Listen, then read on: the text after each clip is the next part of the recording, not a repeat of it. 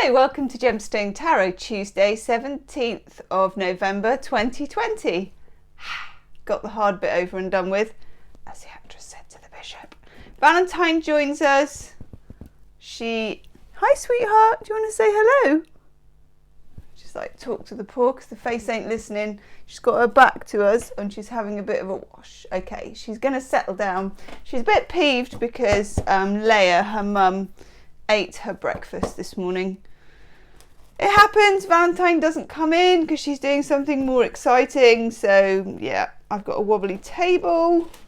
Just gonna shift. There you go. It's a bit like putting a beer mat under a pub table. Back in the day when people still went to pubs and there were beer mats and the pubs were open. I know. This whole kind of lockdown business is already creating a back in the day, isn't it? Back in the day. Right, okay. Is there anything we need to know about Moon Diary? I feel like I should be doing like a Moon Diary song. Okay, nothing in particular that I can see. We're in this energy of the new moon in Scorpio and also Mars going direct, which quite honestly is for me a breath of fresh air. How it kind of shakes down and falls out, I don't know, but it feels like there's some vigour and vim that was missing before. Okay, I'm using, I've already said, the Mythic Tarot. I got Valentine to choose it today. Woohoo! She kind of put her paw towards it. Oof, we got a big wash going on here, people. We got a big wash. Okay.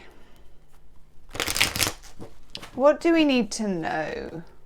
That card came up in the shuffle and I kind of ignored it and it's very politely come back. Six of Swords. Oh baby, that's good. As the actress said to the bishop.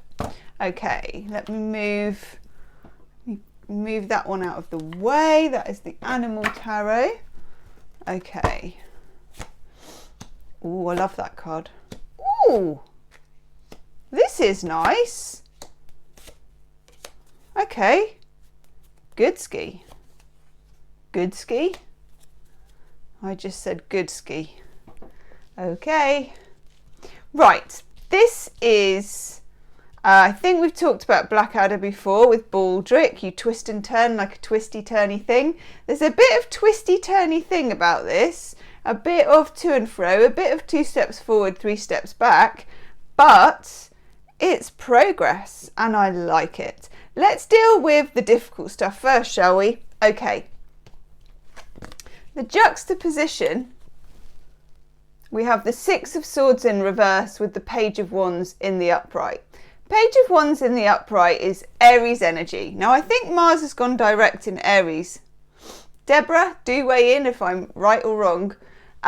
Page of Wands wants to, woohoo, let's do it, let's go. You know, it's that whole kind of, come on, are you feeling it? Teenage energy, the woof, got my wand, got my ram, I'm flying, I'm going to get there, I'm not even looking where I'm going. This guy had a bit of an unfortunate ending. I think he fell off with his enthusiasm to get the message across, okay? So there's just a bit of a massive seagull. 2 massive seagulls on a chimney pot. Anything could happen. Okay, sorry, I digress. Page of Wands is that whole woohoo energy, Mars going direct, okay? Suddenly the brakes that have been on are kind of off and there's a feeling of release. And yet, 6 of Swords in reverse. Can't quite escape those 6 swords in the boat, which you're not really supposed to, but also can't make a break for it in the way that I would want to. Now that may be literally because of all the restrictions at the moment, or it may just be because I feel the energy that's coming in hasn't caught up with the energy that's kind of going out. So Scorpio season is winding up. I won't say coming to an end because it doesn't really work like that, but I would say that Scorpio season is winding up and Sagittarius season is champing at the bit to get there. Now this is a ram and it is a kind of an Aries, but it's Aries, Sagittarius, Leo, fire sign energy, okay? And for me it's significant that Sagittarius energy is mutable fire. So it's got that whole kind of changeability, mutable, anything can happen, unpredictable, spontaneity. Let's be spontaneous, you know? When at the moment, the last thing most of us can be is spontaneous.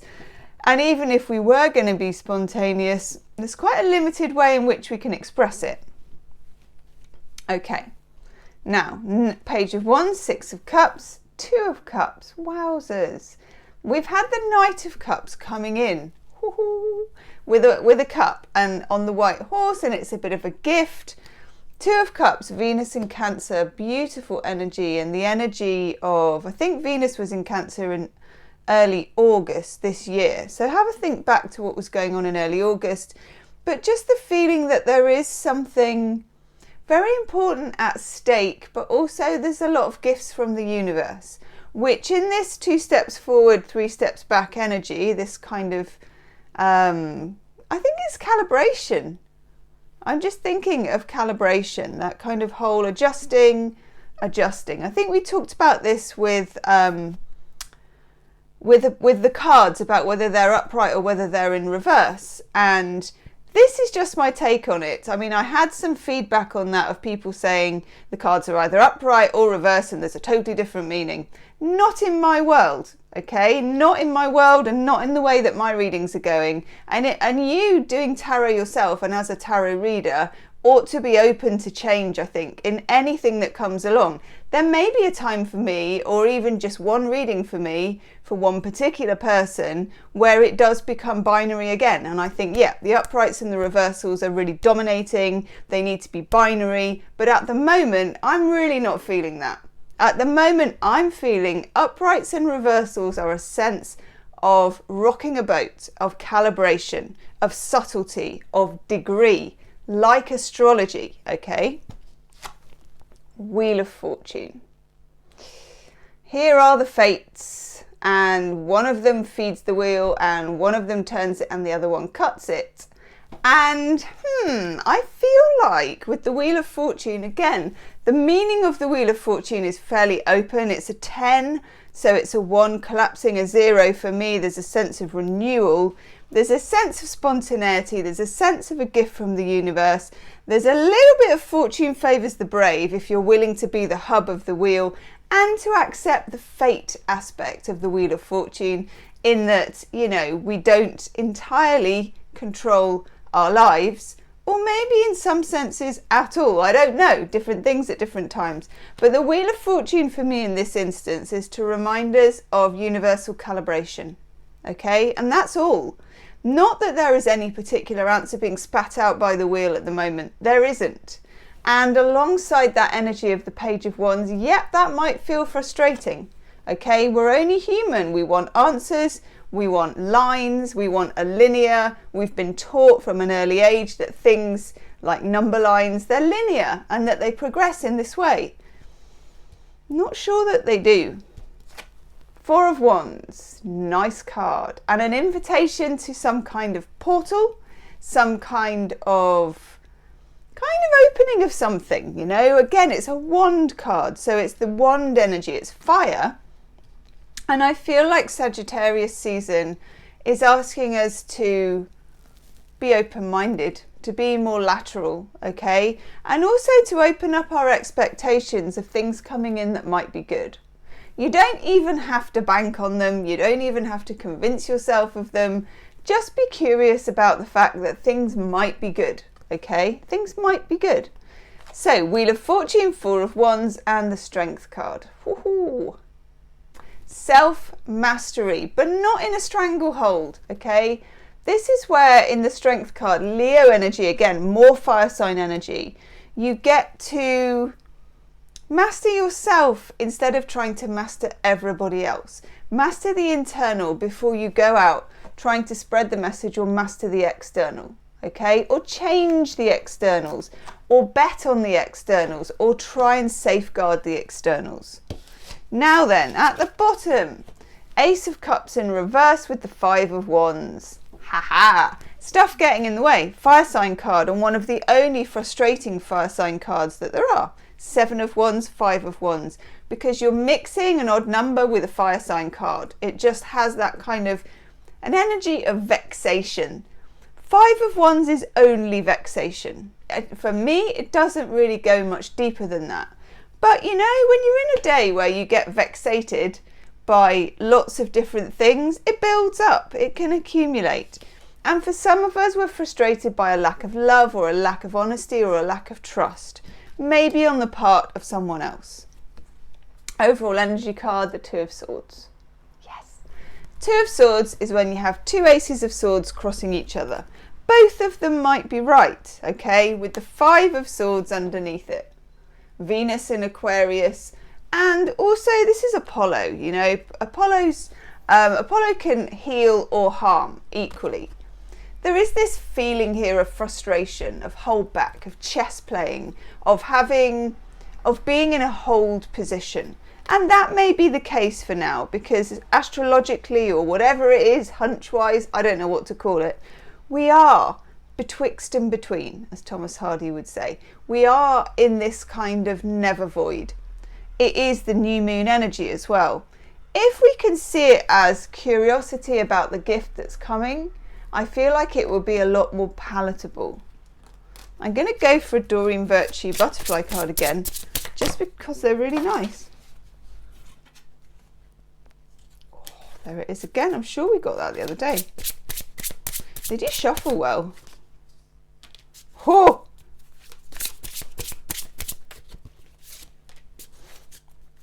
Okay. First card that we get is sobriety. And the way that I'm reading this is that this can be a very sobering experience. And the last few months, if we were going to put it politely, have been a sobering experience. And for some of us, they have dampened our enthusiasm, they've dampened our joie de vivre, they've maybe knocked our juju a little bit, okay? I think that's a perfectly acceptable thing.